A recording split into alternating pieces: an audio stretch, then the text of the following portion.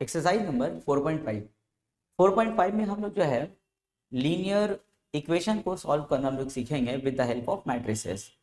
जैसे linear equation को हम लोग इससे पहले भी सॉल्व किए हैं with the help of elimination method, cross multiplication method, बहुत सारा मेथड होता है। लेकिन हम लोग एक्सरसाइज नंबर 4.5 में हम लोग सीखेंगे solving the system of linear equations with the help of matrices and determinant. ये एक्सरसाइज अपने में बहुत ज़्यादा इंपॉर्टेंट है। क्यों? क्योंकि मैट्रिसेस को जो डेवलप किया गया था, इंट्रोड्यूस किया गया था, वो इस तरह के सिस्टम ऑफ लीनियर इक्वेशन को सॉल्व करने के लिए ही किया गया था। ठीक है, तो लेकिन अगर हम बात करेंगे सिस्टम ऑफ लीनियर इक्वेशन का, तो can be classified into two broad categories. जो सिस्टम ऑफ लीनियर इक्वेशन होता है ना, उसको हम लोग दो ब्रॉड कैटेगरीज में क्लासीफाई कर सकते हैं। एक होता है हम लोग का कंसिस्टेंट कंसिस्टेंट और दूसरा होता है हम लोग का इनकंसिस्टेंट। ठीक है, तो system of linear equation can be classified into two broad categories, consistent, inconsistent. Consistent को अब जो है, कंसिस्टेंट के माने क्या होता है, जहां पे हम एक्स और वाई का वैल्यू फाइंड कर सकते हैं उसको हम लोग क्या बोलते हैं, कंसिस्टेंट। और इनकंसिस्टेंट मतलब ऐसा सिस्टम ऑफ लीनियर इक्वेशन होता है जहां पे हम एक्स और वाई का वैल्यू फाइंड नहीं कर सकेंगे, उसको बोलते हैं इनकंसिस्टेंट। लेकिन इस हिसाब से भाई कंसिस्टेंट का दो टाइप हो जाता है। क्या क्या होता है देखो, एक होता है यूनिक सोल्यूशन, यानी कि सिस्टम ऑफ लीनियर इक्वेशन को सॉल्व करके एक्स और वाई का एक एक वैल्यू आएगा, इसको हम लोग क्या बोलते हैं, यूनिक सोल्यूशन बोलेंगे। ठीक है, यूनिक सोल्यूशन। और एक होगा हम लोगों का infinitely many solutions. Infinitely many solutions हो गए। जैसे एग्जांपल देखो, जैसे x plus y is equals to 4 and 2x plus 3y is equals to 9।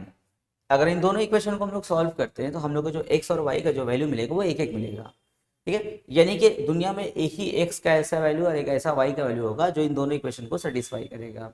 इसके अलावा x का और कोई वैल्यू नहीं है दुनिया में जिसको सेटिस्फाई कर पाए। ठीक है, तो इसको हम लोग क्या बोलते हैं, unique solution. Infinitely many solution माने क्या होता है, जहां पे x और y का इनफाइनाइट ऐसा वैल्यूज है जो दो इक्वेशन को सेटिस्फाई कर सकता है। जैसे example, x plus y is equal to जैसे 4 और यहाँ पे 2x plus y 2x plus 2y is equal to 8। ये दो एक ऐसा इक्वेशन है जिसको हम लोग सॉल्व करेंगे ना, तो x और y का इनफाइनाइट ऐसा वैल्यूज है जो इन दोनों इक्वेशन को सेटिस्फाई कर सकते हैं। जैसे अगर हम x और y का वैल्यू 2 ले लें, तो देखो अगर तुम x का वैल्यू 2 लेते हो, y का वैल्यू 2 लेते हो, तो 2 प्लस 2 क्या होगा, 4। यहाँ पर भी अगर हम 2 बैठाते हैं तो 2 2 ज़ा 4, 2 2 ज़ा 4 क्या होगा, 8। अब हम लोग अगर x का वैल्यू अगर 3 और 1 ले लें, तो x का वैल्यू 3, y का वैल्यू 1, तो 3 प्लस 1 क्या होगा, 5। यहाँ अगर ले लें x का वैल्यू 3, तो 2 3 ज़ा 6 और इसका वैल्यू 1, तो 6 प्लस 2 8। देख रहे हो, यहीं पे हम लोग को x और y का दो ऐसा वैल्यू मिल गया जो दोनों इक्वेशन को सेटिस्फाई करेगा। सिर्फ दो नहीं, इनफाइनाइट ऐसा x और y का वैल्यूज है जो दोनों इक्वेशन को क्या करेगा, सेटिस्फाई करेगा। अगर हम x का वैल्यू 4 और y का वैल्यू 0 ले लें, तो देखो 4 प्लस 0 क्या होगा, 4, सेटिस्फाई हो रहा है। अगर यहाँ 4 और 0 ले लें तो 2 4 ज़ा 8 एंड 2 इंटू 0 0, तो 8 प्लस 0 क्या, 8। देखो तीन ऐसा वैल्यू आ गया। लेकिन यहाँ पे क्या था, यहाँ पे सिर्फ एक ही ऐसा x का एक ऐसा y का वैल्यू आएगा जो इस इक्वेशन को सेटिस्फाई करेगा। That's why unique solution. और ये क्या होता है हम लोग का, इनफाइनाइटली मेनी सोल्यूशन होता है। और इनकंसिस्टेंट कैसा होगा, इनकंसिस्टेंट जैसे x plus y is equals to 3 and 2x plus 2y is equals to मान लेते हैं जैसे 11 होगा। ये ऐसा इक्वेशन है भाई, इसको सॉल्व करेंगे तो x का कोई वैल्यू नहीं है। बट तुम लोग सोच के देख लो, दुनिया में x और y का कोई भी ऐसा वैल्यू नहीं है जो इन दोनों इक्वेशन को सेटिस्फाई कर सके, इसलिए हम लोग इसको क्या बोलते हैं, इनकंसिस्टेंट बोलते हैं। अगर हम लोग इसको थोड़ा सा फॉर्मूला के फॉर्म में अगर लिखना चाहे तो देखो क्या होगा। अगर ये इक्वेशन को हम लोग ऐसा फॉर्म में ले लेंगे जैसे a1x plus b1y is equal to c1 और यहाँ पे a2x plus b2y is equal to c2, यानी कि अगर हम लोग इसको ऐसे ax by c के फॉर्म में अगर लिखेंगे तो ऐसा कुछ दिखेगा। तो जानते हो यूनिक सोल्यूशन का पहचान क्या होगा, उसका शॉर्ट फॉर्मूला क्या होता है, उसका फॉर्मूला होता है a1 by a2 not is equal to b1 by b2। a1 मतलब क्या, x का कोएफिशिएंट a1 और इस वाले x का कोएफिशिएंट क्या है, a2, यानी कि 1/2, not equal to b1 by b2। b1 b2 क्या है, y का कोएफिशिएंट है, यानी कि 1/3। तो देखो अगर हम बोलेंगे इसका a1/a2 लिखो, तो a1 मतलब क्या 1 और a2 मतलब क्या 2। देखो नॉट इक्वल है ना किसके साथ, 1/3 के साथ। देखो तो ये हम लोग का पहचान होता है यूनिक सोल्यूशन का। और यहाँ पे क्या होगा, यहाँ पे हम लोग का a1/a2 इक्वल्स टू होता है b1/b2 और इक्वल्स टू क्या होता है c1/c2। ये होता है हम लोग का इनफाइनाइटली मेनी सोल्यूशन का पहचान। और इनकंसिस्टेंट का पहचान क्या होता है, a1/a2 is equals to b1/b2 but not equals to c1/c2। ये होता है हम लोग का इनकंसिस्टेंट का पहचान। लेकिन ये तो हम नॉर्मल कोई इक्वेशन का बात कर रहे हैं, लेकिन मैट्रिसेस में इसको हम लोग कैसे पहचानेंगे भाई, हम लोग तो मैट्रिसेस और डिटरमिनेंट के एक्सरसाइज में है ना। तो इसी चीज़ों को अब हम लोग को मैट्रिसेस में समझना पड़ेगा कि कब इनकंसिस्टेंट होगा, कब कंसिस्टेंट होगा, कब इनफाइनाइटली मैनी सॉल्यूशन होगा। तो मैट्रिसेस से समझने के लिए इसको हम लोग क्या करेंगे, देखो मैट्रिसेस में हम लोग का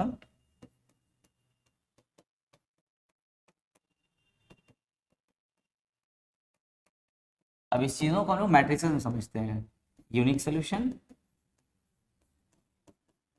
और इनफाइनाइटली मैनी सॉल्यूशन।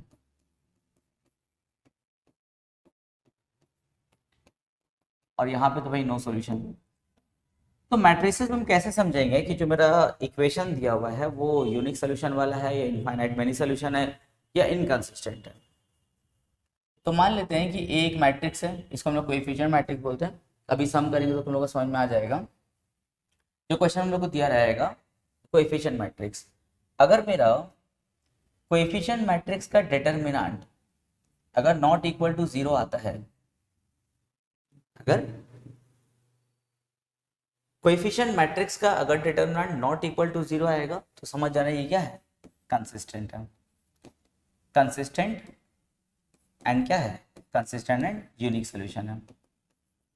ठीक है, अभी ए मैट्रिक्स क्या तुम लोग अभी क्वेश्चंस करेंगे तब ज्यादा समझ में आएगा। अभी बस तुम लोग ऐसे दिमाग में रट के रखो कि ए हम लोग का एक कोएफिशिएंट मैट्रिक्स है, इसको रट लो, अभी सम्स करेंगे समझ में आ जाएगा। ए हम लोग का एक कोएफिशिएंट मैट्रिक्स है, अगर उसका डिटरमिनेंट नॉट इक्वल टू 0 आता है तो समझ जाना हम लोग का जो सिस्टम ऑफ लीनियर इक्वेशन है वो कंसिस्टेंट एंड यूनिक सोल्यूशन है। ठीक है, अब अगर मान लेते हैं हम लोग का डिटरमिनेंट ऑफ ए अगर 0 आ गया तो इसका मतलब ये मत समझना कि वो इनकंसिस्टेंट हो जाएगा। ठीक है, देखो यहाँ पर भी डिटरमिनेंट ए हम लोग का 0 आता है और यहाँ पर भी 0 आता है, यानी कि इनकंसिस्टेंट में भी आता है और कंसिस्टेंट के इनफाइनाइटली मैनी सॉल्यूशन में भी आएगा। पर अब ऐसा क्या चीज़ है जो फिर दोनों में डिफरेंशिएट करेगा, तो दोनों में डिफरेंशिएट देखो ये करेगा adjoint of A into B. अब ये बी क्या है हम लोग का, बी हम लोग का वो कांस्टेंट मैट्रिक्स होता है, अभी क्वेश्चन करेंगे तो हम लोग को समझ में आएगा। तो ये अगर हम लोग का मान लेते हैं इक्वल टू अगर 0 आ जाता है, अगर ये हम लोग का इक्वल टू 0 आ गया तो इसका मतलब क्या होता है, infinitely many solution, infinitely many solution और क्या है कंसिस्टेंट है। ठीक है, अगर हम लोग का डिटरमिनेंट ऑफ ए 0 आ गया और adjoint of A into B अगर 0 आता है तो समझ जाना हम लोग का इक्वेशन कैसा है, कंसिस्टेंट और इनफाइनाइट मैनी सॉल्यूशन। और अगर यहाँ पे ऐसा आ जाए adjoint of A into B not equal to अगर 0 आ जाए तो समझ जाना वो क्या है, इनकंसिस्टेंट है। तो मेन यहाँ पर ये समझना होता है। बहुत बच्चे लोग क्या करता है, अगर देखता है डिटरमिनेंट ऑफ ए अगर 0 है तो तुरंत बोलते हैं सर इनकंसिस्टेंट है। ऐसा नहीं करना है। अगर तुम्हारा determinant of A equal to अगर 0 आता है तो भाई वो कंसिस्टेंट इनफाइनाइट भी हो सकता है या फिर वो इनकंसिस्टेंट भी हो सकता है। उसको हम लोग आगे बढ़ाते हैं, adjoint of A into B हम लोग चेक करते हैं। एडजॉइंट ऑफ ए तुम लोग पिछले एक्सरसाइज में निकालना सीखे हो, एडजॉइंट ऑफ ए क्या होता है, और बी हम लोग का एक कांस्टेंट मैट्रिक्स है जो भी हम लोग सीखेंगे, उन दोनों को मल्टीप्लाई करेंगे तो हम लोग आएगा 0 यानी कि नल मैट्रिक्स। तो समझ जाना वो कंसिस्टेंट एंड क्या है, इनफाइनाइटली मेनी सॉल्यूशन है। और अगर तुम्हारा adjoint of A into B अगर नॉट इक्वल टू 0 आ जाए तो समझ जाना वो क्या है, इनकंसिस्टेंट है। क्वेश्चन नंबर 2 पार्ट 3 हम लोग कर रहे हैं। क्वेश्चन नंबर 2 में देखो क्या बोला है, using matrix method determine whether the following system of equation is consistent और इनकंसिस्टेंट। बोल रहा है कि मैट्रिक्स मेथड यूज करके बताइए कि क्या ये इक्वेशन जो दिया हुआ है वो कंसिस्टेंट है या इनकंसिस्टेंट है। तो भाई सबसे पहले हम लोग क्या करेंगे, सबसे पहले इस मैट्रिक्स को हम लोग 3 भाग में बांट देंगे। बस इस इक्वेशन को 3 मैट्रिक्स के भाग में बांटेंगे। देखो कैसे, एक हम लिखेंगे अपना कोएफिशिएंट मैट्रिक्स, एक लिखेंगे हम लोग कोएफिशिएंट मैट्रिक्स जिसमें हम लोग एक्स वाई जेड का कोएफिशिएंट्स लिखेंगे। दूसरा होगा हम लोग का वेरिएबल मैट्रिक्स, जिसमें हम लोग तीनों वेरिएबल्स यानी कि एक्स वाई और जेड लिखेंगे। और तीसरा होगा हम लोग का कांस्टेंट मैट्रिक्स, जिसमें हम लोग राइट साइड का सभी कांस्टेंट को लिखेंगे 3 5 1। चलो, तो ए मैट्रिक्स में काम बाकी है ना। ए मैट्रिक्स में हम लोग क्या करेंगे, एक्स वाई जेड का हम लोग कोएफिशिएंट्स लिखेंगे। जैसे देखो, इसमें एक्स का कोएफिशिएंट क्या है 3 -1 2, यहाँ पे देखो क्या है 2, यहाँ पे 1, यहाँ पे 3, यहाँ पे 1, यहाँ पे -2 -1। देखो इसमें हम लोग एक्स वाई जेड का कोएफिशिएंट्स लिखे ना, इसीलिए इसका नाम है कोएफिशिएंट मैट्रिक्स। अब हम लोग को बताना है कि कंसिस्टेंट है या नहीं। तो सबसे पहले हम लोग क्या करेंगे, ए का हम लोग डिटरमिनेंट चेक करते हैं। तो चलो डिटरमिनेंट ऑफ ए निकालते हैं सबसे पहले। तो 3 2 1 -1 1 -2 2 3 -1। चलो इसको सॉल्व करते हैं। डिटरमिनेंट को सॉल्व करना तो तुम लोग अच्छे से सीख गए हो। एक्सपेंडिंग अलॉन्ग R1 करते हैं तो हो जाएगा 3 1 3 -2 -1 +1 2 3 1 -1 2 2 1 1 -2। और सिंप्लीफाई करते हैं तो -1 +6, यहाँ हो जाएगा -2 -3, यहाँ हो जाएगा उन लोगों का -4 -1। चलो, तो हो जाएगा 6 -1 क्या 5 5 3 ज़ा 15, -3 -2 क्या हो जाएगा -5, और यहाँ पे -4 -1 क्या होगा -5, -5 को 2 से मल्टीप्लाई -10, तो क्या हो गया 0। अब देखो, अगर डिटरमिनेंट ऑफ ए अगर नॉट इक्वल टू 0 आता तो हम लोग कंसिस्टेंट एंड यूनिक सॉल्यूशन बोल के काम खत्म कर देते, लेकिन यहाँ पे डिटरमिनेंट ऑफ ए 0 आ गया। जब determinant of A equal to 0 आ जाता फिर वहाँ पे दो केस बनता है। एक तो वो ऐसा हो सकता है कि कंसिस्टेंट एंड इनफाइनाइट सॉल्यूशन, या फिर वो इनकंसिस्टेंट हो सकता है। तो अब उसको क्लियर करने के लिए हम लोग याद है हम क्या बोले थे कि adjoint of A into B निकालना होगा ना, adjoint of A into B निकालना होगा। तो देखो, अब भाई एडजॉइंट ऑफ ए निकालने के लिए सबसे पहले हम लोग क्या करना होता है, ए का हम लोग को कोफैक्टर मैट्रिक्स निकालना होगा, देन एडजॉइंट निकलता है। तो देखो चलो कोफैक्टर निकाला जाए। याद है कोफैक्टर मैट्रिक्स कैसे निकालते हैं, इससे पहले हम लोग यू निकाले हैं इनवर्स में। चलो कोफैक्टर ऑफ ए निकालते हैं। तो 3 का कोफैक्टर, तो 3 का कोफैक्टर कैसे लिखते हैं, 3 को और उसके रो कॉलम को छोड़ दो। तो देखो 3 को उसको रो कॉलम को छोड़ देंगे तो क्या बचेगा हम लोग का 1 3 -2 -1। उसके बाद में -1 का, तो -1 और उसका रो कॉलम छोड़ देंगे तो हो जाएगा 2 3 1 -1 2 3 1 -1, एंड फिर 2 के लिए करेंगे तो 2 1 1 -2 2 1 1 -2। अब साइन दे दो प्लस, इसको माइनस देंगे तो भाई ये प्लस हो जाएगा, और ये प्लस माइनस प्लस हो गया। ठीक है, यहाँ पे प्लस है। फिर अब इसका इस वाले 2 का, तो उसका 2 का रो और कॉलम और 2 को छोड़ दो, क्या बचेगा देखो तो -1 2 -2 -1 -1 2 -1 2, और क्या होगा -2 -1। फिर 1 के लिए, तो 1 के लिए जब करेंगे तो उसका रो कॉलम छोड़ देंगे तो 3 2 1 -1 3 2 1 -1, एंड 3 का जब करेंगे तो क्या हो जाएगा 3 -1 1 -2 3 -1 और 1 -2। अब इसका साइन बैठाओ तो क्या होता है माइनस प्लस माइनस। चलो अब लास्ट वाला रो का, इस 1 का करेंगे तो क्या होगा -1 2 1 3 -1 2 1 3। फिर इस -2 के लिए जब करेंगे तो क्या होगा 3 2 2 3 3 2 2 3, और फिर लास्ट वाले -1 का करेंगे तो हो जाएगा 3 -1 2 1 3 -1 2 1। अब इसका साइन बैठाएंगे तो क्या होगा प्लस माइनस प्लस। चलो सिंप्लीफाई करते हैं। तो ये जो छोटा सा डिटरमिनेंट है ये तो बहुत इजी हम लोग के लिए सिंप्लीफाई करना है, जस्ट क्रॉस मल्टीप्लाई करके बीच में माइनस बैठाते हैं ना। तो 1 को -1 से करेंगे तो -1 ये हो जाएगा +6 यानी कि 5। इसके लिए करेंगे तो -2 -3 क्या -5। यहाँ पे करेंगे तो -4 और -1 -5, क्या बात है सब 5 5 ही आ रहा है। यहाँ पे करेंगे तो 1 +4 5 नहीं, यहाँ पे हो जाएगा -3 -2 -5, 3 2 6, हाँ ये थोड़ा अलग हुआ, 3 2 6 और 6 + 1 क्या 7 हो जाएगा, -7, ठीक है ना। सब तो 5 बार देखो क्या हो गया अचानक से, -6, हाँ गड़बड़ है। 3 - 1 1 - 2, देखो 3 - 1 1 - 2 था ना, वही तो। अब देखो अब हुआ वही तो बोले, सब 5 5 आ रहा है। तो -6 + 1 यहाँ पे हो जाएगा, -6 + 1 क्या -5, फिर बाहर माइनस है तो माइनस माइनस +5, यहाँ पे हो जाएगा -3 - 2 -5, यहाँ पे हो जाएगा 3 3 9 -4 5, यहाँ हो जाएगा 3 5। देखो ये हम लोग का निकला को फैक्टर, लेकिन हम लोग को तो भाई क्या निकालना है, एडजॉइंट। तो एडजॉइंट निकालने के लिए हम लोग क्या करते हैं, इसको ट्रांसपोज कर देते हैं। ये जो मैट्रिक्स है इसको ट्रांसपोज कर दो तो समझ जाओ इसका एडजॉइंट निकल गया। तो हम लोग का जो R1 देख रहे हो बनेगा C1, यानी कुछ ऐसा 5 -5, फिर ये -5। R2 हम लोग का C2 बनेगा, यानी कि -5 -5 5, एंड R3 हम लोग का C3 बनेगा -5 5 5। तो वही रह गया, कोई फायदा नहीं हुआ इसको ट्रांसपोज करके, वही रह गया एडजॉइंट। ठीक है चलो, तो डिटरमिनेंट ऑफ ए निकल गया ना 0, और ये हम लोग का कोफैक्टर निकल गया, एडजॉइंट निकल गया। तो अब हम लोग को पता करना है कि ये कंसिस्टेंट है या इनकंसिस्टेंट। उसके लिए हम लोग क्या करते हैं, अभी हमें कंडीशन तुम लोग को लिखाए थे ना, adjoint of A into B.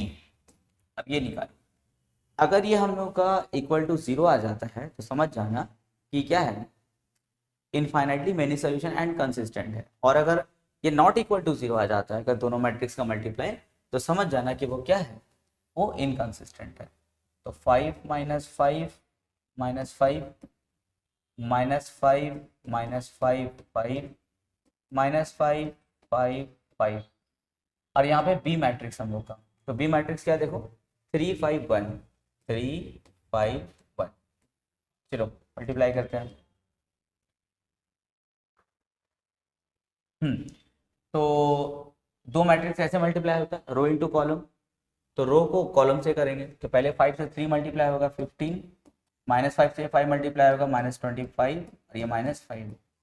फिर ये रो इंटू कॉलम, तो -5 को 3 से -15 -25 +5, एंड फिर R3 को इस कॉलम से करेंगे तो हो जाएगा -15 +25 +5। तो देखो 15 - 25 क्या होगा, -10 -10 -5 -15, यहाँ पे हो जाएगा हम लोगों का -40 -40 +5 -35, यहाँ पे हो जाएगा हम लोग का 30 30 -15 15। देखो भाई तो नॉट इक्वल टू 0 आया, यानी कि नल मैट्रिक्स नहीं आया, तो इसका मतलब क्या है, जो सिस्टम ऑफ लीनियर इक्वेशन दिया वो क्या है, इनकंसिस्टेंट है। ठीक है, तो लिखेंगे the given system of equation is inconsistent. क्या है, इनकंसिस्टेंट। आंसर हो गया। Question number 4, using matrix method solve the following system of equation. Matrix method को यूज करके हम लोगों को इस सिस्टम ऑफ इक्वेशन को हम लोग को सॉल्व करना होगा। लेकिन इस क्वेश्चन को करने से पहले एक चीज ध्यान से तुम लोग देखो, हम लोग का 3 इक्वेशन है, तो जाहिर सी बात है यहाँ पे 3 अननोन है x y एंड z। लेकिन देखो पहले इक्वेशन में z मिसिंग है, एंड थर्ड वाले इक्वेशन में देखो x मिसिंग है। तो पहले हम लोग को इस इक्वेशन को ठीक करना होगा, उसके बाद हम लोग सॉल्व करेंगे। अब ठीक कैसे होगा, तुमको इक्वेशन 1 में z इंट्रोड्यूस करना होगा। कैसे इंट्रोड्यूस करेंगे, देखो x - 2y तो पहले से है, z को इंट्रोड्यूस करने के लिए हम लोग क्या करते हैं, 0 × z करते हैं, तब इंट्रोड्यूस भी हो गया, और 0 × z मतलब वहां पे कुछ है भी नहीं, समझ लो। ठीक है, = 10। इक्वेशन 2 में कुछ करने का नहीं है, वो एकदम सही है, उसको उतार दो। 2x - y - z = 8। थर्ड वाली इक्वेशन में काम करना है। थर्ड में किसको इंट्रोड्यूस करेंगे हम लोग, x को इंट्रोड्यूस करेंगे, यानी कि 0 × x, और साथ में क्या है -2y + z = 7। ये अपना इक्वेशन ठीक हो गया। अब हम लोग इसको सॉल्व करने के लिए आगे बढ़ेंगे। सबसे पहले हम लोग क्या करेंगे, यहाँ पे कोएफिशिएंट मैट्रिक्स का जुगाड़ करेंगे, यानी कि a जिससे हम डिनोट करते हैं। ए हम लोग का है कोएफिशिएंट मैट्रिक्स, फिर दूसरा होगा हम लोग का एक्स मैट्रिक्स, यानी कि वेरिएबल्स। यहाँ पे जो जो अननोन वेरिएबल्स है वो यहाँ पे लिखेंगे हम लोग। X Y Z, and last में होगा हम लोग का कांस्टेंट मैट्रिक्स। राइट में जो भी कांस्टेंट है उसको हम लोग लिखते हैं, क्या क्या है देखो, 10 8 7। अच्छा, ए हम लोग का क्या है, कोएफिशिएंट मैट्रिक्स है, जिसमें हम लोग एक्स वाई जेड का क्या करेंगे, कोएफिशिएंट लिखेंगे। तो देखो यहाँ पे अगर हम लाइन से एक्स का कोएफिशिएंट लिखें तो यहाँ पे समझ लो कुछ से मतलब 1 है, तो एक्स का कोएफिशिएंट लाइन से देखो क्या होगा, 1, यहाँ पे 2, यहाँ पे 0। वाई का कोएफिशिएंट देखो -2, यहाँ पे कुछ मतलब फिर क्या है, 1 है, तो -2 -1 फिर -2, एंड z का कोएफिशिएंट देखो क्या हो जाएगा, 0 -1 1। अब देखो हम लोग के इक्वेशन का जो लेफ्ट साइड में है वो क्या है, उसमें coefficient and X Y Z है ना? तो हम लोग लेफ्ट साइड वाले को मैट्रिक्स के फॉर्म में ऐसा लिख सकते हैं ए एक्स, क्योंकि लेफ्ट साइड में कोएफिशिएंट है और क्या है, एक्स यानी कि एक्स वाई जेड है, इसीलिए हम लोग लेफ्ट साइड में लिखेंगे A X is equal to, right side में सिर्फ कांस्टेंट मैट्रिक्स यानी कि बी है तो लिखेंगे बी। हो गया, ए एक्स इक्वल्स टू बी। अब एक काम करो, बोथ साइड हम लोग ना ए इनवर्स से मल्टीप्लाई कर देंगे बोथ साइड, तो हो जाएगा A inverse A X is equals to A inverse B. क्या किया, बोथ साइड हम लोग ए इनवर्स से मल्टीप्लाई कर दिए। अब लोग ए इंटू ए इनवर्स क्या होता है, आई मैट्रिक्स होता है, into X is equals to में क्या है, ए इनवर्स बी। अब भाई किसी भी मैट्रिक्स को अगर हम लोग आइडेंटिटी मैट्रिक्स से मल्टीप्लाई करते हैं तो वही मैट्रिक्स बन जाता है, यानी कि एक्स बन जाता है, आई खत्म, इक्वल्स टू में क्या है, ए इनवर्स बी। यानी कि अगर हम लोग को x का वैल्यू निकालना होगा, अच्छा ये x मतलब क्या, x मैट्रिक्स है, इसमें x y z तीनों है, अगर तुमको x मैट्रिक्स का वैल्यू निकालना है तो तुमको दो चीज पता होना चाहिए, तुमको b मैट्रिक्स पता होना चाहिए और a इनवर्स मैट्रिक्स पता होना चाहिए। भाई b मैट्रिक्स तो हम लोग को पता है, देखो 10 8 7। अब हमको क्या पता करना होगा, a इनवर्स पता करना होगा। तो a इनवर्स निकालना हम लोग पिछले एक्सरसाइज में भी सीखे हम लोग a इनवर्स कैसे निकालते हैं। सबसे पहले हम लोग को फैक्टर निकालना होगा, फिर डिटरमिनेंट निकालना होगा, एडजॉइंट निकालना होगा, तब इनवर्स निकलेगा। सबसे पहले काम करो, डिटरमिनेंट ऑफ ए निकाल लो, ए का डिटरमिनेंट, तो ये अपना ए मैट्रिक्स है, इसको डिटरमिनेंट का फॉर्म में लो, 1 2 0 -2 -1 -2 और क्या है 0 -1 और 1। चलो इसको एक्सपेंड करते हैं, R1 के अलावा एक्सपेंड अगर हम लोग कर ले तो हो जाएगा 1 -1 -1 -2 1 +2। एक्चुअली में माइनस होना चाहिए बीच में, पर यहाँ -2 है तो माइनस माइनस +2 हो गया। अब इसका रो कॉलम छोड़ दो तो 2 -1 0 1, एंड लास्ट वाला तो भाई 0 है, तो 0 के रिस्पेक्ट में करेंगे तो 0 ही हो जाएगा, तो छोड़ दो उसको। यहाँ आ जाओ और इसको एक्सपेंड करते हैं, तो हो जाएगा -1 और ये -2, बाहर में 1, यहाँ पे हो जाएगा 2 1 2 -0, तो यहाँ पे -3 और +2 2 4, तो 4 -3 क्या हो गया 1, नॉट इक्वल्स टू 0। इसका क्या मतलब हुआ, इसका मतलब ये हुआ कि देयरफॉर ए इनवर्स एग्जिस्ट, यानी कि हम लोग ए इनवर्स निकाल सकते हैं। अगर डिटरमिनेंट ऑफ ए अगर नॉट इक्वल टू 0 है, इसका मतलब क्या हुआ, उसका इनवर्स एग्जिस्ट करेगा। तो इनवर्स निकालने के लिए हम लोग क्या करते हैं, इनवर्स निकालने के लिए हम लोग पहले इसका कोफैक्टर निकालते हैं, कोफैक्टर मैट्रिक्स ए का। देखो ए का कोफैक्टर मैट्रिक्स कैसे निकलेगा, cofactor matrix of A, cofactor कैसे हम लोग निकालते हैं, और जगह चाहिए होगा, कोफैक्टर कैसे निकालते हैं, जैसे अगर हमको 1 का कोफैक्टर निकालना है तो 1 और उसके रो कॉलम छोड़ दो सब, जब 1 को और इसके रो कॉलम को छोड़ देंगे तो क्या बचा, देखो -1 -1 -2 1, उसके बाद में -2 का कोफैक्टर, यानी कि -2 को और उसके रो कॉलम को छोड़ दो, तो -2 और रो कॉलम उसको छोड़ देंगे तो देखो क्या बचेगा 2 -1 0 1। उसी तरह 0 का हम लोगों को फैक्टर निकालना होगा, तो 0 और उसके रो कॉलम को छोड़ दो, तो 2 -1 0 -2, साइन बैठा दो प्लस माइनस प्लस। चलो अब उसी तरह भी इसका को फैक्टर, तो फिर उसका रो और कॉलम और 2 को छोड़ दो, तो देखो 2 को उसके रो कॉलम को छोड़ देंगे तो क्या बचेगा -2 0 -2 1, -1 का को फैक्टर, तो -1 उसके रो कॉलम को छोड़ दो तो 1 0 0 1। उसी तरह -1 को कोफैक्टर, तो 1 -2 0 -2 1 -2 0 -2, इसका साइन क्या है माइनस प्लस माइनस। चलो अभी इस वाले 0 का, तो इस वाले 0 का करें तो क्या होगा -2 0 -1 -1, -2 का अगर हम लोग करते हैं तो 1 0 2 -1, एंड 1 का लास्ट वाले 1 का अगर करेंगे तो 1 माइनस 2 2 माइनस 1। देखो अब इसका साइन प्लस माइनस प्लस, बस अब इसको हम लोग अच्छे से एक्सपैंड कर देते हैं आराम आराम से। अब इसको एक्सपैंड करेंगे तो ये हो जाएगा -1 -2 यानी कि -3। यहाँ पे हो जाएगा 2 1 ज़ा 2, साथ में माइनस यानी कि -2। यहाँ पे -4 हो जाएगा और बाहर प्लस है तो -4। यहाँ एक्सपैंड करेंगे तो -2 और ये माइनस माइनस +2। यहाँ पे 1 और यहाँ पे -2 और बाहर भी माइनस है तो +2। यहाँ पे 2, यहाँ पे -1 और बाहर माइनस है तो +1 और यहाँ पे -1 और +4, तो 4 - 1 कितना हो गया 3 हो गया। ये क्या निकला हम लोग का कोफैक्टर। अभी निकालना होगा एडजॉइंट। तो एडजॉइंट का फॉर्मूला क्या होता है, एडजॉइंट निकालने के लिए कोफैक्टर वाले मैट्रिक्स को क्या करते हैं ट्रांसपोज कर देते हैं। तो ट्रांसपोज करेंगे तो एडजॉइंट निकल जाएगा। तो ट्रांसपोज मतलब क्या हम लोग का R1 क्या बनेगा C1 -3 -2 -4, C2 R2 बनेगा हम लोग का C2 2 1 2 और ये बनेगा हम लोग का 2 1 3। क्या निकला एडजॉइंट निकला हम लोग का। पर हम लोग का निकालना क्या था, हम लोग को निकालना था A इनवर्स। तो A इनवर्स का फॉर्मूला क्या होता है, A इनवर्स का फॉर्मूला होता है 1/डिटर्मिनेंट A एडजॉइंट A। तो भाई हम लोग का डिटर्मिनेंट A क्या निकला है 1 और ये अपना एडजॉइंट क्या है देखो -3 2 2 -2 1 1 -4 2 3।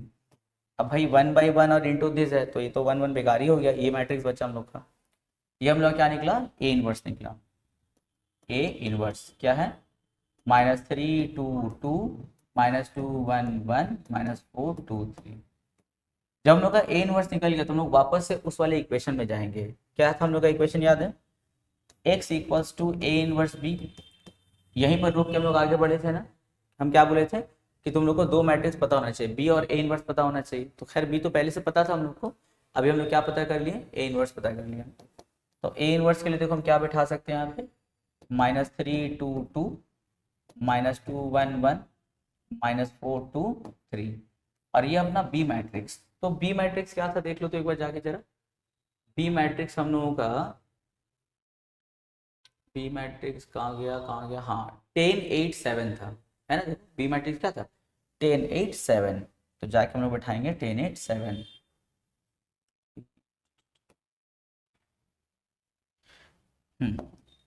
10 8 7। चलो अब इसको एकदम आराम से दोनों मैट्रिक्स को मल्टीप्लाई करो। मल्टीप्लाई करने का प्रोसेस क्या हम लोग का रो इंटू कॉलम। दो मैट्रिक्स को कैसे मल्टीप्लाई करते हैं रो इंटू कॉलम, ये अपना रो ये अपना कॉलम। तो रो इंटू कॉलम करना है। तो पहले देखो -3 किससे मल्टीप्लाई होगा 10 से -30, फिर ये 2 किससे मल्टीप्लाई होगा 8 से यानी कि 16, अब फिर ये वाला 2 किससे होगा 7 से यानी कि 14। अब R2 को इस कॉलम से करना होगा तो -2 किससे मल्टीप्लाई होगा 10 से यानी कि -20, 1 होगा 8 से +8 और फिर 1 7 से होगा यानी कि 7। अब यहाँ पे इस रो को इस कॉलम से करेंगे, थर्ड वाले रो को इस कॉलम से, तो -40 +16 +21। चलो अब इसको सिंप्लीफाई कर लेते हैं। तो हो जाएगा हम लोग का 14 + 16 क्या होगा 30 और 30 - 30 0। 8 + 7 क्या होगा 15 और 15 - 20 -5 और यहाँ पे हो जाएगा हम लोग का 37 37 - 40 यानी कि -3 हो गया। ठीक है, तो एक काम करते हैं इस x के लिए हम लोग ये लिख देते हैं x y z। अब इक्वेट कर देते हैं तो x के लिए 0, y के लिए -5 और z के लिए -3 हो गया आंसर। Question number 5। यहाँ पर देखो मैट्रिक्स मेथड से हम लोग को सॉल्व करना हुआ, पर यहाँ पे क्वेश्चन में छोटा सा एक ट्विस्ट है। ट्विस्ट ये है कि यहाँ पे जो x y z है देखो डिनोमिनेटर में, और ये बहुत इंपॉर्टेंट क्वेश्चन है, बहुत ज़्यादा इंपॉर्टेंट क्वेश्चन। तो सबसे पहले हम लोग को इक्वेशन को ठीक करना होगा। भाई डिनोमिनेटर में x y z है कैसे सॉल्व करेंगे हम लोग, तो पहले इक्वेशन को हम लोग ठीक किया जाए। ठीक कैसे करोगे देखो बहुत ही आसान है, लेट करो, लिखो let 1/x is equals to a। इस टेक्निक से जानते क्या होगा, जो डिनोमिनेटर में x y z है ना, जो हम लोग को सॉल्व करने में दिक्कत हो सकता है उसको हम लोग ठीक कर सकते हैं। सॉल्व करना हम लोग के लिए आसान हो जाएगा। 1/y को लेट कर लो b एंड 1/z को लेट कर लो c, जिससे देखो ये वाला इक्वेशन हम लोग का दिखने में कैसा हो जाएगा। देखो 1/x के लिए क्या लिखेंगे a 1/y के लिए b, 1/z के लिए c और इक्वल टू में क्या है 9। देखो डिनोमिनेटर से हट गया, ठीक है, बन गया इक्वेशन 1 ठीक हो गया। अब इक्वेशन 2 को ठीक करते हैं। 2/x को हम क्या लिख सकते हैं 2a, फिर हम इसको क्या लिख सकते हैं 5b और इसको हम लिख सकते हैं 7c और इक्वल टू में क्या है 52। उसी तरह लास्ट वाले इक्वेशन को भी ठीक कर लेंगे। 2/x है तो हो जाएगा 2a एंड वो हो जाएगा हम लोग का b और माइनस c और इक्वल टू में क्या है 0। ये हम लोग का इक्वेशन ठीक हो गया। अब हम लोग जैसे इसको करते हैं पूरा सेम मेथड से इसको सॉल्व करेंगे। स्टार्ट करते हैं इसका वही कोएफिशिएंट मैट्रिक्स पहले लिखेंगे हम लोग। तो ए मैट्रिक्स हम लोग का कोएफिशिएंट मैट्रिक्स में क्या क्या आएगा, यहाँ पे 1 है समझ लो, तो 1 2 2, इसके लिए हो जाएगा 1 5 1 और यहाँ पे हो जाएगा 1 7 -1। उसके बाद हम लोग का वेरिएबल मैट्रिक्स आ जाएगा, एक से ही डिनोट कर रहे हैं। तो इस बार क्या है, पिछली बार तो यहाँ पे एक्स वाई जेड था तो यहाँ पे लिखे थे एक्स वाई जेड, इस बार ए बी सी, तो यहाँ पे क्या लिखेंगे ए बी सी और यहाँ पे हम लोग लिखेंगे बी मैट्रिक्स यानी कि वो अपना कांस्टेंट वाला मैट्रिक्स 9 52 और 0। चलो अब क्या था, अब इस इक्वेशन को हम लोग मैट्रिक्स के फॉर्म में लिखेंगे। लेफ्ट साइड में देखो क्या है हम लोग का कोएफिशिएंट मैट्रिक्स और एक्स मैट्रिक्स है लेफ्ट में, तो हम लिखेंगे ए एक्स। यहाँ पे सिर्फ कांस्टेंट मैट्रिक्स है तो सिर्फ क्या लिखेंगे बी लिखेंगे। फिर वही बोथ साइड हम लोग क्या करेंगे ए इनवर्स से मल्टीप्लाई करेंगे तो हो जाएगा हम लोग का x equals to A inverse B हो जाएगा। अब अगर हम यहाँ पे x मैट्रिक्स को फाइंड करना चाहते हैं तो हमको दो मैट्रिक्स फिर पता होना चाहिए, b मैट्रिक्स और a इनवर्स। तो खैर b मैट्रिक्स हम लोग जानते हैं पहले से, अब हमको क्या फाइंड करना होगा a इनवर्स। तो a इनवर्स के लिए याद है क्या करेंगे, सबसे पहले हम लोग डिटर्मिनेंट ऑफ a निकालेंगे, उसके बाद कोफैक्टर फिर एडजॉइंट, तब a इनवर्स निकलेगा। तो चलो डिटर्मिनेंट ऑफ a निकालते हैं। तो डिटर्मिनेंट ऑफ a पहले इसको डिटर्मिनेंट के फॉर्म में ले लो, तो 1 1 1 2 5 7 और हो जाएगा 2 1 -1। एक्सपैंड करेंगे अगर अलॉन्ग R1 तो हो जाएगा 1 5 7 1 -1 फिर हो जाएगा 2 7 2 -1, यहाँ हो जाएगा 1 फिर हो जाएगा 2 5 2 1। चलो इसको एक्सपैंड करेंगे तो हो जाएगा -5 -7, यहाँ पे हो जाएगा -2 -14 और यहाँ पे हो जाएगा हम लोग का 2 -10, तो -12, यहाँ पे -16 +16 हो जाएगा और यहाँ पे -8 हो जाएगा। तो -12 -8 -20 और +16 क्या -4, तो नॉट इक्वल टू 0 है। इसका क्या मतलब हुआ, इसका मतलब ये हुआ कि ए इनवर्स एग्जिस्ट, हम लोग ए इनवर्स निकाल सकते हैं इसका मतलब। तो चलो ए इनवर्स के लिए पहले क्या करेंगे कोफैक्टर निकालेंगे। कोफैक्टर ए कैसे निकलेगा, कोफैक्टर भी सीखे ना, जैसे हम बोलेंगे इस वाले 1 का कोफैक्टर निकालो, तो 1 और उसके रो कॉलम को छोड़ दो तो क्या बचा, देखो 5 7 1 -1 5 7 1 -1, फिर उस वाले 1 का तो हो जाएगा 2 7 2 -1, फिर 1 का करेंगे हम लोग तो हो जाएगा 2 5 2 1 2 5 2 1, साइन बैठा दो प्लस माइनस प्लस। अच्छा अब इस वाले 2 का करेंगे तो 1 1 1 -1 1 1 1 -1, फिर हम लोग 5 का अगर हम लोग करते हैं तो 5 का हो जाएगा 1 1 2 -1 1 1 2 -1, और फिर 7 का करेंगे तो 1 1 2 1।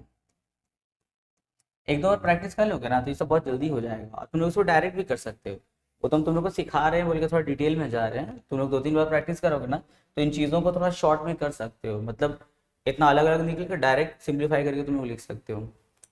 तो साइन बैठा दो माइनस प्लस माइनस। अब यहाँ पे इस वाले 2 के लिए करेंगे तो 1 1 5 7 1 1 5 7, फिर 1 के लिए अगर करेंगे हम लोग तो हो जाएगा 1 1 2 7 1 1 2 7, और -1 के लिए जब करेंगे तो हो जाएगा 1 1 2 5 1 1 2 5। चलो अब इसको हम लोग एक्सपैंड करेंगे। अच्छा साइन बैठा लो इसका भी, साइन क्या होगा प्लस माइनस प्लस, तो चलो एक्सपैंड करते हैं। 5 को -1 से -5 -7 -12, यहाँ पे -2 और -16 यानी कि +16, यहाँ पे 2 -5 और 2 -10 यानी कि -8, यहाँ पे -1 और यहाँ पे -1 -2 यानी कि +2, यहाँ पे -1 और -2 -3, यहाँ पे हो जाएगा 1 1 -2 -1 +1, यहाँ पे 7 -5 2, यहाँ पे 7 -2 5 यानी कि -5, यहाँ 5 -2 यानी कि 3। देखो कितना आराम से निकल गया, क्या निकला, को फैक्टर। लेकिन हम लोग को तो पहले एडजॉइंट चाहिए होगा, अब एडजॉइंट निकालो। तो एडजॉइंट निकालने के लिए क्या करते हैं, को फैक्टर वाले मैट्रिक्स को ट्रांसपोज कर दो, यानी कि हम लोग का R1 क्या बनेगा, C1 -12 16 -8 2 -3 1 2 -5 3, क्या निकला, एडजॉइंट निकला। अब हम लोग निकालेंगे इसका क्या, अब हम लोग निकालेंगे ए इनवर्स। तो ए इनवर्स का फॉर्मूला क्या होता है, ए इनवर्स का हम लोग का फॉर्मूला होता है one by determinant of A into adjoint A. तो देखो डिटर्मिनेंट ऑफ ए क्या निकला आपका -4, और ये निकला अपना एडजॉइंट -12 2 2 16 -3 -5 -8 1 3। ठीक है, तो अभी देखो अंदर में भाई तो सभी तो 4 का फैक्टर है नहीं, तो 1/4 से मल्टीप्लाई करना बेकार है, तो 1/4 से हम लोग मल्टीप्लाई नहीं करेंगे इसको। ठीक है, हाँ एक काम कर सकते हैं कि -4 से चाहो तो कर सकते हो, या नहीं भी जाएंगे तो रोक रख सकते हैं, यहाँ पे आगे तो काम अभी बाकी है हम लोग का। या फिर माइनस से मल्टीप्लाई कर दो, हो जाएगा +12 -2 -2 -16 3 5 8 -1 -3, क्या किए, माइनस से मल्टीप्लाई कर दिए, बाकी 1/4 जैसे वैसे हम लोग रहने दिए। तो ये क्या निकला हम लोग का, ए इनवर्स निकला। तो देखो वापस उस इक्वेशन में चलो, एक से इक्वल टू क्या था, ए इनवर्स बी था। तो वहाँ पे हम लोग क्या बात हुआ था कि तुम लोग को ए इनवर्स पता होना चाहिए और बी पता होना चाहिए। भाई बी तो पहले से पता था, देखो ये अपना ए इनवर्स निकल गया, क्या निकला है इनवर्स 1/4 12 -2 -2 -16 3 5 8 -1 -3। और बी मैट्रिक्स तो हम लोग को पहले से पता है, बी मैट्रिक्स क्या था, चलो जरा चेक करते हैं। बी मैट्रिक्स 9 52 और 0, तो 9 52 और 0 9 52 और 0। चलो अब इसको आराम से हम लोग मल्टीप्लाई करते हैं दोनों मैट्रिक्स को। तो कैसे करेंगे, याद है ना, रो इंटू कॉलम करते हैं, ये अपना रो और ये अपना कॉलम, तो रो इंटू कॉलम करेंगे। तो पहले 12 से कौन मल्टीप्लाई होगा, 9, 12 9 108, -2 से 50 होगा यानी कि -104, और -2 से 0 होगा तो खैर 0 लिख के कोई फायदा नहीं, छोड़ दो। चलो अब R2 से करेंगे, R2 से इसको, तो -16 से 9 होगा -144, 3 से 52 हो जाएगा तो 156, तो फिर लास्ट वाला 5 0 से होगा तो 0 लिख के बेकार है। फिर R3 से हम लोग इसको करेंगे, तो 8 से पहले कौन होगा, 9 72 -52, और लास्ट वाला फिर वही 0 तो लिखेंगे नहीं हम लोग। चलो फिर माइनस करते हैं, तो 1/4 हो जाएगा यहाँ पे, 108 में से 104 -4 बचा, यहाँ पे माइनस करेंगे तो हो जाएगा 12, यहाँ पे क्या होगा 20। अच्छा देखो अंदर में सभी 4 का फैक्टर है ना, मतलब अंदर में जो भी है उसका फैक्टर 4 है, तो एक काम करो 1/4 से मल्टीप्लाई कर देंगे, सब देखो 4 का मल्टीपल है अंदर में, तो 1/4 से इसको मल्टीप्लाई करो तो हो जाएगा 1/4 × 4 1/4 × 12 एंड 1/4 × 20। देखो क्यों, क्योंकि अंदर में सब 4 का मल्टीपल है, तो हम लोग 1/4 से इसको मल्टीप्लाई करेंगे तो सिंप्लीफाई हो जाएगा, और तो 4 4 कैंसिल, 3 ज़ा, यहाँ पे क्या हो गया 5 ज़ा, क्या बचा 135। अब एक काम करो, अब एक्स मैट्रिक्स के लिए जो था तुम्हारा बैठा दो, तुम्हारा एक्स मैट्रिक्स में क्या था, ए बी सी था। अब इक्वेट करेंगे, जब इक्वेट करेंगे तो ए का वैल्यू क्या होगा 1, तो ए हम लोग क्या है 1/x है ना, तो 1, x इक्वल्स टू भी क्या हो गया 1। बी के इक्वल में कौन आएगा 3, तो तुम्हारा बी क्या है 1/y है और इक्वल्स टू 3। अब इसको सॉल्व करेंगे तो y का वैल्यू कितना हो गया 1/3। उसी तरह c के लिए कौन आएगा 5, तो लिखेंगे c के लिए 5, तो लिखेंगे c इक्वल्स टू 5, और c के लिए क्या लिखोगे 1/z इक्वल्स टू 5। फिर यहाँ से z को सॉल्व करेंगे तो z हो जाएगा 1/, तो ये हो गया हम लोग का आंसर। यहाँ पे देखो नया क्या था, बस नया ये था कि तुम्हारा एक्स वाई जेड कहाँ था, डिनोमिनेटर में था, तो जब भी डिनोमिनेटर में रहेगा तो उसको हम लोग अलग से ए बी सी या कुछ भी पी क्यू आर तुम लेट कर सकते हो।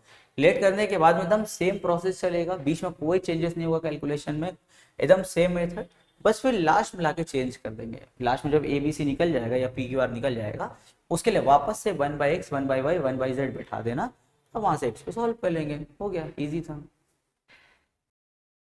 Question number 9, if A equals to, देखो दे दिया है, बोल रहा है फाइंड ए इनवर्स। पहला क्वेश्चन है कि हम लोग को इसमें ए इनवर्स फाइंड करना होगा। फिर हम लोग से बोल रहा है कि यूजिंग ए इनवर्स, जो आप ए इनवर्स निकालिएगा उसको यूज कीजिए, और यूज करने के बाद इसको सॉल्व कीजिए। तो पहला इसमें पार्ट क्या हम लोग को, find A inverse. A inverse हम लोग को फाइंड करना होगा। तो ए इनवर्स फाइंड करने का प्रोसेस तुम लोग को याद है। पहले हम लोग क्या करेंगे, ए का डिटरमिनेंट निकालेंगे। तो इसको डिटरमिनेंट के फॉर्म में ले लो, 2 3 1 -3 2 1 5 -4 -2। चलो इसका डिटरमिनेंट निकालते हैं। तो एक्सपैंडिंग अलॉन्ग R1 कर ले रहे हैं, R1 के अलॉन्ग एक्सपैंड करेंगे ये। तो 2 को रखें, उसका रो कॉलम 2 -4 1 -2। अच्छा, अभी हम लोग का प्लस माइनस होता है ना, तो यहाँ पे +3 हो जाएगा। तो 3 का रो कॉलम, तो 3 -4 1 -2। और यहाँ पे लास्ट में प्लस माइनस प्लस 5 को रखेंगे तो 3 2 1 1। चलो इसको और सिंप्लीफाई कर लेते हैं। -4 + 4, यहाँ पे हो जाएगा हम लोगों का -6 + 4, और यहाँ हो जाएगा हम लोगों का 3 -2। चलो और सिंप्लीफाई। तो ये पार्ट तो खैर 0 हो गया। 0 × 2 क्या होगा, 0, तो लिखना बेकार है। -6 + 4 क्या होगा, -2। -2 को +3 से मल्टीप्लाई, -6। 3 -2 क्या होगा, 1। 1 को 5 से मल्टीप्लाई, 1 5 = 5। कितना हो गया, -1। Not equal to 0। इसका क्या मतलब हुआ, इसका मतलब ये हुआ कि ए इनवर्स एग्जिस्ट, यानी कि हम लोग ए इनवर्स निकाल सकते हैं। लेकिन देखो, ए इनवर्स निकालने से पहले हम लोग को क्या क्या पता करना होगा। पहले हम लोग को ए का कोफैक्टर निकालना होगा, फिर एडजॉइंट, उसके बाद में इनवर्स। तो चलो पहले कोफैक्टर निकालते हैं। कोफैक्टर ए का कोफैक्टर निकालेंगे। तो ए का कोफैक्टर कैसे निकलेगा, देखो पहले 2 का अगर कोफैक्टर हम बोले तो 2 और उसके रो कॉलम को छोड़ दो, तो क्या बचेगा, 2 -4 1 -2, 2 -4 1 -2। फिर इस वाले -3 का हम लोग को अगर निकालना होगा तो उसका रो कॉलम 3 -4 1 -2। फिर लास्ट वाले 5 का 3 2 1 1। चलो साइन बैठाते हैं, प्लस माइनस प्लस। अब इस वाले 3 का तो -3 5 1 -2, -3 5 1 -2। इस वाले 2 का तो 2 5 1 -2। फिर -4 का तो हो जाएगा 2 -3 1 1। चलो अब इस वाले 1 का करेंगे, तो 1 का करेंगे तो क्या होगा, -3 5 2 -4, -3 5 2 -4। उसके बाद में अब इस बीच वाले 1 का तो हो जाएगा 2 5 3 -4, 2 5 3 -4। ये हो गया इसका। लास्ट वाले -2 का करेंगे तो 2 -3 3 2, 2 -3 3 2। साइन बैठा लो, माइनस प्लस माइनस, ये प्लस माइनस प्लस। चलो अब इसको सिंप्लीफाई करते हैं। तो 2 को -2 से मल्टीप्लाई, तो -4 + 4 0 हो गया। यहाँ पे करेंगे तो हो जाएगा हम लोगों का -6, और यहाँ पे +4, तो -6 + 4 -2, और बाहर भी तो माइनस है तो +2। 3 -2 1। यहाँ जाओ, 6 - 5 1, और बाहर माइनस तो -1। यहाँ पे -4 -5 -9। यहाँ पे 2 + 3 5, और बाहर माइनस है तो -5। 12 - 10 2। यहाँ पे हो जाएगा -8 -15, तो -23, पर बाहर माइनस है तो +23। यहाँ पे हो जाएगा 4 + 9 यानी कि 13। ये क्या निकला हम लोग का, कोफैक्टर निकला। एडजॉइंट निकालने के लिए इसको हम लोग क्या करते हैं, ट्रांसपोज करते हैं। Therefore adjoint of A, transpose करो, यानी कि रो बन जाएगा कॉलम। तो अपना R1 है, बन जाएगा C1 0 2 1 -1 -9 -5, और ये हम लोग का बन जाएगा C3 2 23 और 13। ये निकला हम लोग का क्या, ये निकला हम लोग का एडजॉइंट। पर हम लोग को क्वेश्चन में ए इनवर्स निकालने बोला है, तो ए इनवर्स का फॉर्मूला क्या होता है, 1 by determinant of A adjoint A. तो 1 बाई डिटरमिनेंट ऑफ ए क्या निकला था हम लोग का, देखो -1, और यहाँ पे अपना एडजॉइंट ऑफ ए 0 -1 2, यहाँ पे 2 -9 23, और यहाँ पे 1 -5 13। इस वाले माइनस से अंदर मल्टीप्लाई कर देंगे तो सबका साइन चेंज हो जाएगा। क्या हो जाएगा, देखो हो जाएगा 0 1 -2 -2 9 -23 -1 5 और -13। ये क्या निकला हम लोग का ए इनवर्स। देखो पहला क्वेश्चन हो गया, पहला क्वेश्चन था कि फाइंड ए इनवर्स, तो ए इनवर्स निकल गया। अब यूजिंग दिस ए इनवर्स, अब ए इनवर्स को यूज करके हम लोग को इक्वेशन को सॉल्व करना होगा। तो इसको थोड़ा छोटा हम कर दें, हाँ अब देखो समझने में आसानी होगा। तो चलो हम लोग उसको सॉल्व करेंगे ना। तो सबसे पहले ये जो इक्वेशन है उसको मैट्रिक्स के फॉर्म में लेना होगा। तो याद है हम लोग का 3 मैट्रिक्स आता है, कोएफिशिएंट मैट्रिक्स यानी कि ए, उसके बाद में वेरिएबल मैट्रिक्स यानी कि एक्स, एंड लास्ट में हम लोग आएगा कांस्टेंट मैट्रिक्स यानी कि बी। तो कोएफिशिएंट मैट्रिक्स हम लोग एक्स वाई जेड का क्या करते हैं, कोएफिशिएंट लिखते हैं। तो यहाँ देखो एक्स का कोएफिशिएंट 2 3 और यहाँ पे 1, तो हो जाएगा 2 3 1। वाई का कोएफिशिएंट क्या देखो -3 2 1, -3 2 1, एंड जेड का कोएफिशिएंट क्या देखो 5 -4 -2, 5 -4 -2। ये किसका हो गया हम लोग का कोएफिशिएंट मैट्रिक्स। और x में तो फिर वही होगा X Y Z, and b हम लोग का कांस्टेंट मैट्रिक्स है, मतलब राइट साइड में जो जो कांस्टेंट है 11 है -5 है -3 है। अब इसको मैट्रिक्स के फॉर्म में ले लेंगे तो A X equals to B, वो साइड ए इनवर्स से मल्टीप्लाई करेंगे तो x equals to A inverse B. अब देखो अगर तुमको x का वैल्यू चाहिए तो तुमको b मैट्रिक्स और a इनवर्स दोनों पता होना चाहिए। तो देखो b मैट्रिक्स हम लोग ऑलरेडी जानते हैं, ये 11 -5 -3, और a इनवर्स भी तो जान चुके हैं ये वाला, इसलिए तो क्वेश्चन बोला था यूजिंग दिस a इनवर्स, इसको यूज करके इसका वैल्यू निकालिए, क्योंकि क्वेश्चन वाला जानता है कि भाई a इनवर्स को यूज करना होगा, इसीलिए लोग पहले बोल दिए यूजिंग दिस a इनवर्स। अगर नहीं भी बोलता ना, अगर सिर्फ बोलता था फाइंड ए इनवर्स, उसके बाद फिर बोलता सॉल्व कीजिए, जब हम सॉल्व करने आते हैं हम क्या देखते हैं वहाँ पे ए इनवर्स है, तो मेरा जो पहले निकला हुआ ए इनवर्स है हम उसी को पुट करते हैं। अगर क्वेश्चन में नहीं भी बोलता ना कि यूजिंग दिस ए इनवर्स, तब भी हम क्या करते हैं ए इनवर्स की जगह में इसको ही करने वाले थे, क्योंकि फिर पागल है हम लोग जो फिर से ए इनवर्स निकालेंगे, इतना बड़ा काम करेंगे हम लोग। तो देखो ए इनवर्स हम लोग को पहले से पता है, तो 0 1 -2 -2 9 -23 -1 5 और -13, ये हो गया ए इनवर्स। और बी क्या देखो 11 -5 -3। चलो अब इसको हम लोग मल्टीप्लाई करते हैं, मल्टीप्लाई करेंगे आंसर आ जाएगा। तो रो इनटू कॉलम, तो 0 से पहले कौन मल्टीप्लाई होगा 11, तो 0, 1 से -5 मल्टीप्लाई करेंगे हम लोग तो -5, और -2 से -3 होगा तो +6, पहला काम होगा। फिर दिस इंटू दिस, तो -2 को 11 से करेंगे तो -22, 9 को -5 से करेंगे -45, और ये माइनस माइनस प्लस 69। फिर R3 से इसको करेंगे तो -11 -25 एंड +39। चलो इसको और सिंप्लीफाई कर लिया जाए, तो -6 -5 क्या होगा 1। यहाँ देखो ये दोनों माइनस में है तो दोनों को ऐड कर देंगे तो कितना हो जाएगा 47 और 20 यानी कि 67। तो 69 - 67 कितना हो जाएगा 2। यहाँ जो इन दोनों को जब ऐड करेंगे तो -36, 39 में से -36 कर दो क्या होगा 3।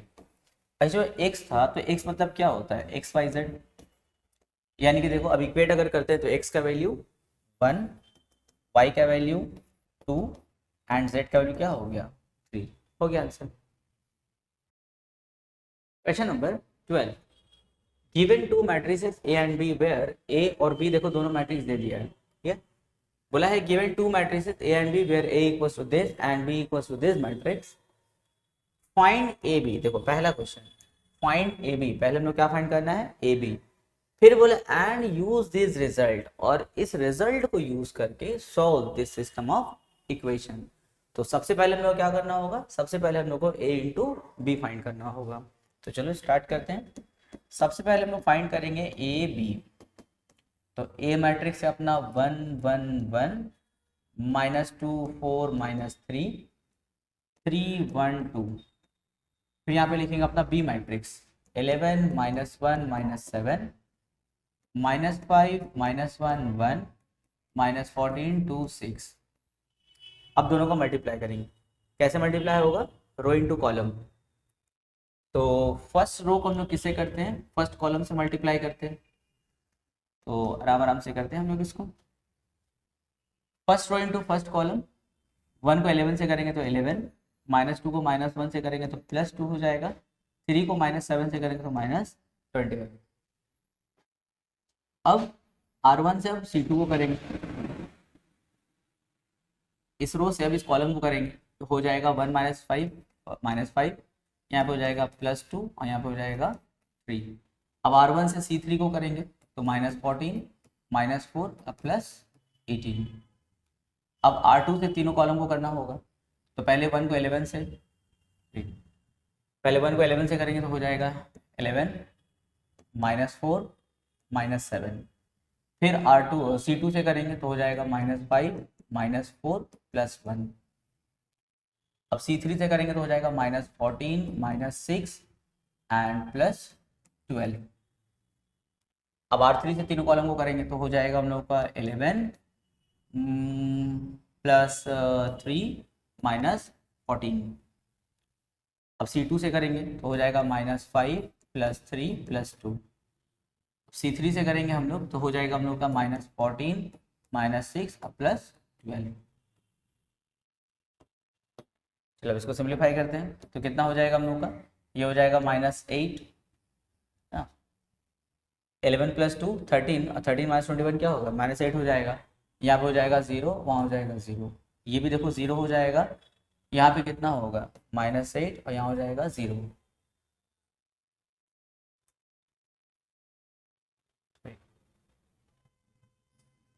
यहाँ पे 0 होना चाहिए था तो इसको ये वाला चेक करो तो ये कैसे आया है, इसको लास्ट वाले से करके ना -14 + 8, हाँ -14 + 8 + 6, -14 + 8 + 6, -14 + 8 + 6 कितना हो जाएगा तब 0 हो जाएगा। 0 यहाँ पे क्या हो जाएगा हम लोग का 0, यहाँ पे हो जाएगा हम लोग का 0 और वहाँ पे हो जाएगा -8। अब देखो यहाँ पे कुछ कॉमन है, यस -8 हम लोग कॉमन ले सकते हैं। क्या फ़ायदा होगा -8 कॉमन लेके, 1 0 0 0 1 0 0 0 1। कुछ समझ में आया फ़ायदा? फ़ायदा ये हुआ कि क्या बन गया, आइडेंटिटी मैट्रिक्स बन गया। और यहाँ पे क्या हम लोग का AB। अब हम सोच रहे हैं यहाँ पे बोथ साइड A इनवर्स से मल्टीप्लाई करते हैं, बोथ साइड A इनवर्स से। क्यों ऐसा करें अभी तुम लोगों को समझ में आ जाएगा। हम क्या करेंगे, बोथ साइड A इनवर्स से मल्टीप्लाई कर देंगे तो हो जाएगा हम लोगों का A इनवर्स A, यहाँ पे B और यहाँ पे हो जाएगा A इनवर्स इंटू I। तो भाई ये तो आइडेंटिटी मैट्रिक्स हो गया B -8। अच्छा किसी भी मैट्रिक्स को I मैट्रिक्स से मल्टीप्लाई करेंगे तो I वाला खत्म हो जाता है, A इनवर्स बच जाता है। यहाँ पर वही कहानी है, B को I मैट्रिक्स से मल्टीप्लाई करेंगे तो B हो जाएगा और यहाँ पे -8 A इनवर्स। ठीक है, अब एक काम करो A इनवर्स को रोक लेते हैं, -8 B के पास आ जाएगा यानी कि -1/8 B। किसका वैल्यू निकला, A इनवर्स का। इसको भी हम लोग यहाँ रखेंगे, ठीक है ना, इसमें कुछ काम नहीं करेंगे हम लोग। अब हम लोग आते हैं अपने वो इक्वेशन में, मैट्रिक्स के फॉर्म में लिखना होगा। देखो ये जो हम लोग का 3 इक्वेशन दिया हुआ था ना, तीनों का मैट्रिक्स के फॉर्म में हम लोग लिखेंगे इसको तीनों को। तो पहले हम लोग क्या लिखते हैं, कोएफिशिएंट मैट्रिक्स यानी कि A मैट्रिक्स लिखते हैं। तो अगर हम लोग A मैट्रिक्स लिखते हैं, हाँ A मैट्रिक्स, देखो अगर हम इस वाले मैट्रिक्स को A से डिनोट करेंगे तो हो जाएगा 1 1 1। y का कोएफिशिएंट लिखो -2 4 -3 और z का कोएफिशिएंट लिखेंगे तो 3 1 2 3 1 2। ये हो गया हम लोग का A। उसके बाद हम लोग क्या लिखते हैं, X मैट्रिक्स लिखते हैं। तो X मैट्रिक्स में कौन आता है, x y z।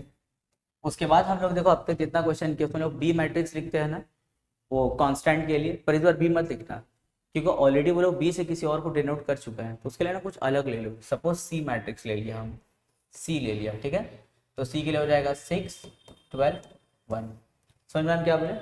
अब तक हम लोग जितना भी क्वेश्चन किए हैं तो राइट वाला जो कांस्टेंट मैट्रिक्स उसके लिए हम लोग B लेते हैं, पर इस बार देखो ऑलरेडी वो लोग B के लिए कुछ और ले लिया है। देखो कोई और मैट्रिक्स को B से डिनोट करते हैं तो हम लोग B नहीं लेंगे, कांस्टेंट मैट्रिक्स के लिए इस बार हम लोग C लेट कर लेंगे, कोई फर्क नहीं पड़ता उससे।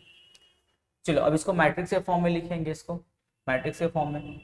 तो लेफ्ट में कौन है, A है, X है और राइट में कौन है, C है। तो एक काम करो, बोथ साइड से हम लोग ना वो A इनवर्स से मल्टीप्लाई कर दे रहे हैं क्योंकि X को फ्री करना होगा ना। तो हो जाएगा ए इनवर्स सी। अब बोलो कि ए इनवर्स का कुछ इन्फॉर्मेशन है हम लोग के पास में? यस है। देखो ए इनवर्स के लिए क्या है 1/8b, इसीलिए बोला था ना यूज दिस रिजल्ट, इस रिजल्ट को यूज करके आप जो है एक्स वाई जेड बताइए, यानी कि सॉल्व कीजिए। तो इस रिजल्ट को देखो यूज कर ले रहे हैं हम लोग, ए इनवर्स की जगह में क्या बैठा रहे हैं 1/8b, और साथ में कौन है सी। इसीलिए हम यहाँ पे क्या कहते हैं ए इनवर्स को पहले से सॉल्व कर लेते हैं, हमको पता था कि आगे जाकर के ए इनवर्स यूज होगा, तो इसीलिए हम क्या किए ए इनवर्स को पहले ही सॉल्व करके रखे थे। देखो -1/8b और यहाँ पे क्या है सी। अगर मान लेते कोई बच्चा अगर पहले से अगर नहीं निकाल के रखते तो यहाँ पे ए इनवर्स सी होता, और तुमको खुद समझ में आया था कि यहाँ पे से ए इनवर्स को सॉल्व करना होगा। और अगर हम लोग अच्छे से प्रैक्टिस कर लेंगे तो हमको पहले ही पता चल जाएगा कि आगे क्या यूज हो सकता है, तो हम पहले निकाल के रख लेंगे उसको। चलो अभी हम लोग लिखेंगे बी मैट्रिक्स, तो पहले लिखेंगे -1/8। अब यहाँ पे B matrix, B matrix already देखो क्वेश्चन में था। बी मैट्रिक्स क्या हम लोग का देखो तो 11 -1 -7, बी मैट्रिक्स है 11 -1 -7, और क्या है -5 -1 1, और क्या है -14 2 6, ये हो गया अपना बी। फिर सी मैट्रिक्स, सी तो भाई यहाँ लेट किया हम लोग 6 12 1। चलो अब इन दोनों को मल्टीप्लाई करेंगे काम खत्म हो जाएगा, -1/8, और फिर वही रो इंटू कॉलम, इस पूरे रो को इस कॉलम से करना होगा। तो पहले 11 से 6 होगा 66, -5 से 12 होगा -60, एंड -14 से 1 तो -14। अब इस वाले रो से इस कॉलम को करना होगा, इस रो से इस कॉलम को, तो -1 से 6 -6 -12 +2, यहाँ पे हो जाएगा -42 +12 +6। चलो और थोड़ा सिंप्लीफाई कर लिया जाए इसको। 66 -6 क्या होगा 6, और 6 -14 -8, -12 -6 -18, -18 +12 -16, -12 -42 +12 कितना -30, -30 +6 यानी कि -24। अब देखो अंदर में सभी 8 का मल्टीपल है ना, तो एक काम करो इस -1/8 को अंदर मल्टीप्लाई कर दो। जब अंदर मल्टीप्लाई करेंगे तो हो जाएगा हम लोग का -1/8 इंटू -8, -1/8 इंटू -16, -1/8 इंटू -24। तो 8 8 यहाँ पे कैंसिल, यहाँ पे बचा 1, यहाँ पे 8 2 ज़ा और यहाँ पे 8 3 ज़ा, और यहाँ पे क्या है x y z। तो अब अगर हम लोग इक्वेट करेंगे तो देखो x के लिए कौन आएगा, इक्वेट करेंगे तो x के लिए 1, y के लिए 2 और z के लिए 3, x के लिए 1, y के लिए 2, z के लिए 3। हो गया आंसर।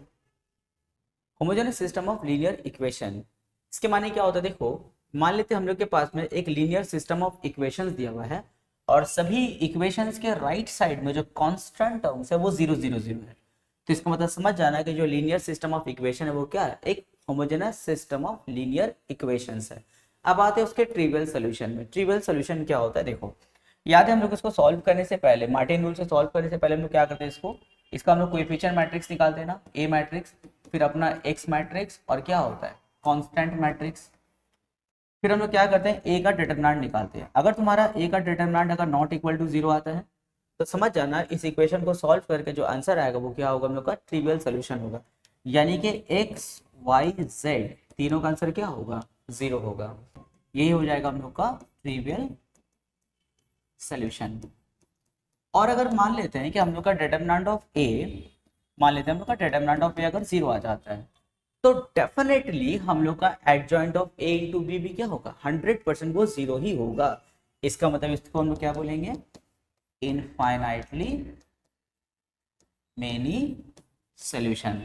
ठीक है, इसमें हम लोग को अलग से adjoint of A into B check करने का जरूरत नहीं है, क्योंकि होमोजेनस के केस में always adjoint of A into B क्या होगा 0 होगा ही होगा। इसका मतलब क्या है, इनफाइनाइटली मेनी सॉल्यूशन।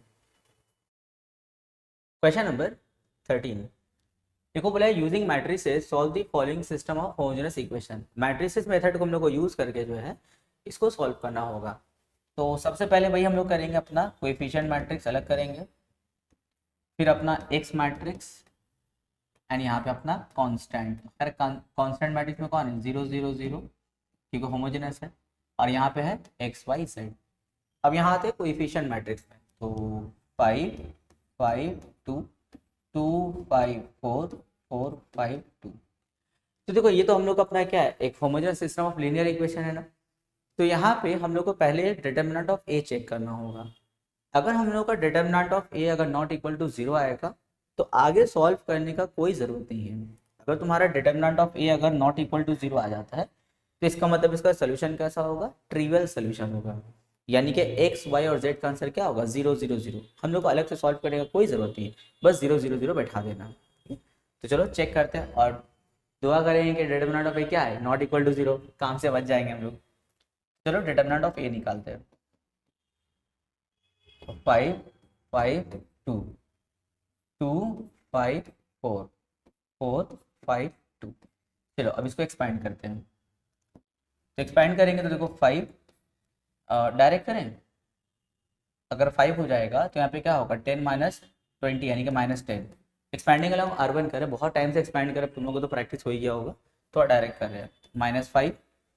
जब इसका रो कॉलम छोड़ेंगे तो क्या होगा 4 माइनस 16 यानी कि -10, यहाँ पे 2 हो जाएगा 10 माइनस 20 यानी कि -10, -50 यहाँ पे कुछ गड़बड़ हो गया, 10 माइनस 20 ठीक है, फिर 5 को रखेंगे 4 माइनस 16, हाँ 4 माइनस 16 -12 होगा, यहाँ पे -12 होना चाहिए। और यहाँ पे ठीक है, तो अब यहाँ पे हो जाएगा +60 और यहाँ पे क्या हो जाएगा -20, तो हो जाएगा -10 नॉट इक्वल टू 0। अब देखो डिटर्मिनेंट ऑफ ए क्या आ गया, नॉट इक्वल टू 0 आ गया। इसका मतलब क्या है, इसका मतलब trivial solution, it implies that trivial solution. यानी कि इसको हम लोग सॉल्व करेंगे भी अगर ना तो एक्स वाई जेड का कंफर्म आंसर है क्या आएगा 0, एक्स का वैल्यू 0, वाई का वैल्यू 0, जेड का वैल्यू 0। अगर यही डिटर्मिनेंट ऑफ ए अगर इक्वल टू 0 आ जाता तो उसका मतलब वहाँ पे इनफाइनाइटली मेनी सोल्यूशन होता, फिर उधर वो एक लंबा प्रोसेस चलता। एक क्वेश्चन ऐसा करेंगे हम लोग मेनी सोल्यूशन वाला, क्वेश्चन नंबर 14। ये एक्सरसाइज का हम लोग का लास्ट क्वेश्चन, पूरे चैप्टर के लास्ट क्वेश्चन है। इसके बाद हम तुम लोग को एक प्रैक्टिस सेट इसमें डिस्क्रिप्शन में दे देंगे, उसको डाउनलोड करके उसका पीडीएफ को खुद से प्रैक्टिस करोगे। पहले अपने पूरे चैप्टर को कंप्लीट करना, पूरे एक्सरसाइज को कंप्लीट करना, उसके बाद प्रैक्टिस सेट करोगे। उसके बाद में प्रैक्टिस सेट का हम सोल्यूशन वीडियो भी अपलोड कर देंगे। अगर किसी बच्चे का कोई क्वेश्चन अगर छूट जाता, नहीं कर पा रहे अगर प्रैक्टिस सेट से, तो वीडियो सोल्यूशन देख करके उसको तुम लोग कर लेना। तो चलो अब इसको करते हैं। Using matrices solve the following system of homogeneous equation. देखो होमोजेनस है ना, कि कोई इक्वल्स टू के राइट में क्या है, देखो तीनों ही 0 है, इसका मतलब ये होमोजेनस सिस्टम ऑफ इक्वेशन हुआ। अब भाई यहाँ पे दो केस बनता है हम लोग का, एक ट्रिवियल सॉल्यूशन वाला और एक इनफाइनाइटली मेनी सॉल्यूशन वाला। तो सबसे पहले हम लोग जो है इसका ए मैट्रिक्स लिख लेते हैं, कोएफिशिएंट मैट्रिक्स अपना। तो सब कोएफिशिएंट लिखें, यहाँ पे क्या होगा 2 1 1, यहाँ पे हो जाएगा -3 3 -3, और यहाँ हो जाएगा -1 -2, और यहाँ तो कोई z वाला टर्म है ही नहीं, तो इसके लिए हम लोग क्या करेंगे 0 कर देंगे। उसके बाद हम लोग का x मैट्रिक्स क्या क्या होगा x y z, एंड हम लोग का यहाँ पे होगा b मैट्रिक्स यानी कि 0 0 0। भाई होमोजेनस है इसलिए यहाँ पे क्या है सब 0 0 है।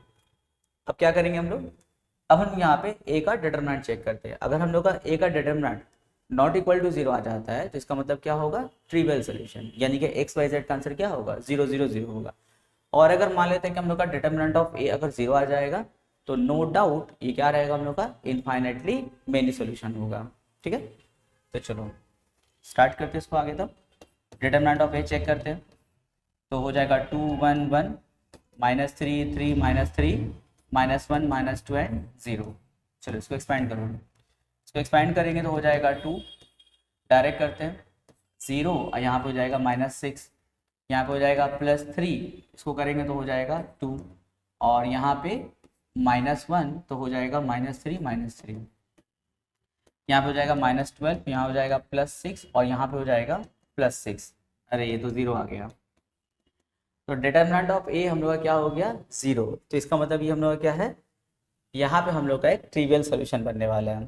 ट्रिवियल सोल्यूशन नहीं बनेगा, इनफाइनाइटली मेनी सोल्यूशन बनेगा।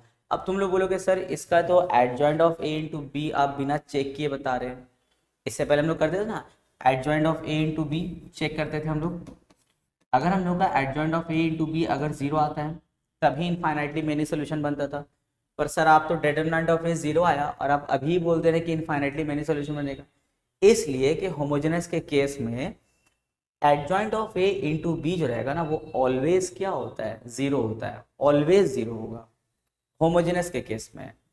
चाहो तो तुम एक बार ट्राई करके देख लेना, अगर तुम लोग 100 क्वेश्चन होमोजेनस का लेते हो तो 100 क्वेश्चन में adjoint of A into B क्या होगा, हम लोग का 0 होगा।